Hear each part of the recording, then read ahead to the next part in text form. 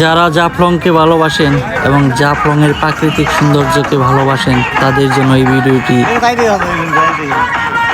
জাফলং বাংলাদেশের 0 পয়েন্ট।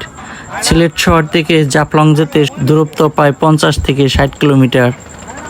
আজ আমি একা নয়, আমার সাথে রয়েছে আমার প্রিয় কিছু ভাই বাদার, যাদেরকে নিয়ে একসাথে এই আজকের জাফলং ভ্রমণ।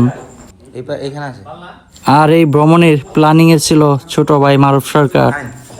যেহেতু ভ্রমণটা ছিল বাইকে, তাই আমরা সকালবেলায় যার যার মতে রেডি হয়ে জাফলংয়ের উদ্দেশ্যে রওনা হলাম।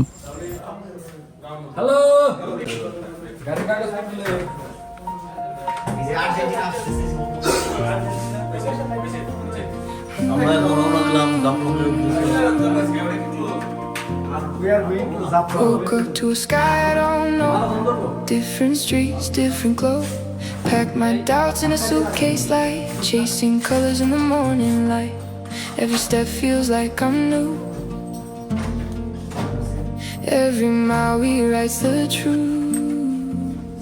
Where the roads begin, I find my way. Through the nights and the golden days. Every turn is a story I hold. In the world that's wide and bold. এখন যাচ্ছি জাফলংয়ের উদ্দেশ্যে রওনা দিচ্ছি। Just where বন্ধু ব্রাজিলের তুমি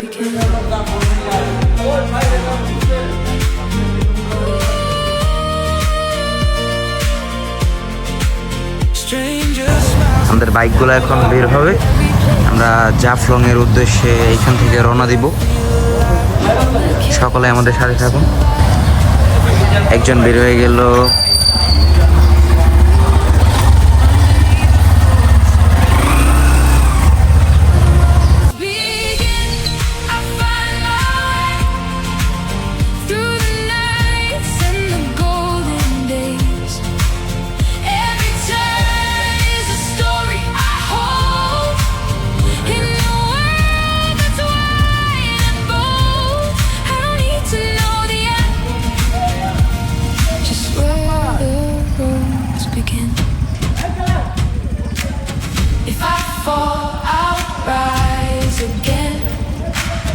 Every scar's a place I've been, not running from, just running free. আজকে আমাদের বাইক ট্যুরের দ্বিতীয় দিন। আর দ্বিতীয় দিনে আমরা আজকে যাব সিলেট থেকে জাফলং এবং মায়াবী ঝর্ণায়, সেই উদ্দেশ্যে রওনা হলাম। তো let's go Jaflong. And every change, every dream I'm chasing now is written in. Hello বন্ধুরা, আমরা যাচ্ছি আজকে জাফলং। আর জাফলং যাওয়ার পথে এই সিলেট শহরটা দেখেন একদম নিরিবিলি ফাঁকা। সকালবেলায় খুবই ফাঁকা থাকে সিলেট শহর, দেখেন লোকজন নেই, একদম ফাঁকা রাস্তা। আর এখন আমরা যাচ্ছি সকালে নাস্তা করার জন্য। সকালের নাস্তা আমরা পানচিতে করবো। সিলেটের যে বিখ্যাত দুটা হোটেল রয়েছে, পাঁচ ভাই এবং পানচি, আমরা আজকে সকালে নাস্তাটা পানচিতে করবো। দুপুরের লাঞ্চটা আমরা পাঁচ ভাই করবো। আমরা এখন যাচ্ছি পানশিতে নাস্তা খাওয়ার জন্য। সকালে আমরা সাথেই থাকুন।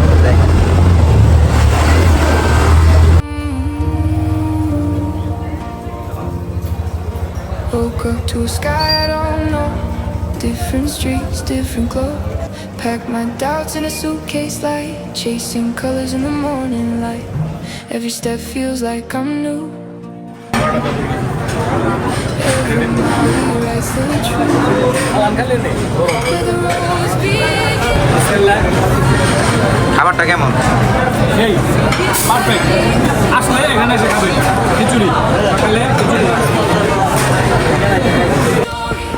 সকালে নাস্তা শেষ করে আমরা আবার ছুটলাম জাফলংয়ের উদ্দেশ্যে। যেহেতু আজকে ভ্রমণের সঙ্গী আমাদের মোটরসাইকেল, তাই আমরা নিজ ইচ্ছা মতো যেখানে সেখানে চায়ের আড্ডা নিয়ে নেব। সিলেট শহর থেকে বের হয়ে আমরা সিলেটের প্রাকৃতিক সৌন্দর্যের দিকে দৃষ্টিপাত করলাম। গাছপালা আচ্ছাদিত, সুশীতল ছায়া বেষ্টিত সিলেটের এই রাস্তাগুলো সত্যি অসাধারণ। এই সিজনে যারা মোটর সাইকেল নিয়ে ভ্রমণে আসতে চাচ্ছেন সিলেট, তাদেরকে উদ্দেশ্যে কথা বলবো, কারণ এই সময়ে সিলেটে আসলে অবশ্যই রাস্তায় অনেক গরু দেখতে পাবেন, যে যেখানে সেখানে এই উন্মুক্ত গরুগুলো আপনার মোটর সাইকেলের সম্মুখে হাজির হতে পারে। যেহেতু ঈদের তৃতীয় দিন ছিল, সেহেতু জাফলংয়ে লোক সমাগমের প্রচুর ভিড় ছিল।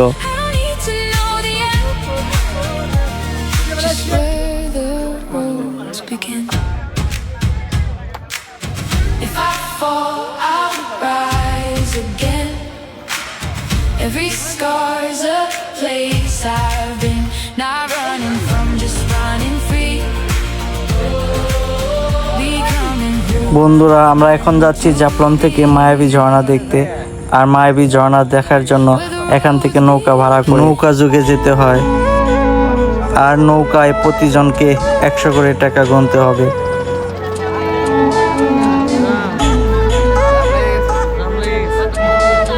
নৌকায় যেতে যেতে জাফলংয়ের প্রাকৃতিক সৌন্দর্য আপনাকে আকৃষ্ট করবে। জাফলংয়ের জিরো পয়েন্টের পাশেই ভারতের মেঘালয়ের ডাউকি শহর। এই জিরো পয়েন্ট থেকে ডাউকি শহরটি আপনি খালি চোখে স্পষ্টই দেখতে পারবেন।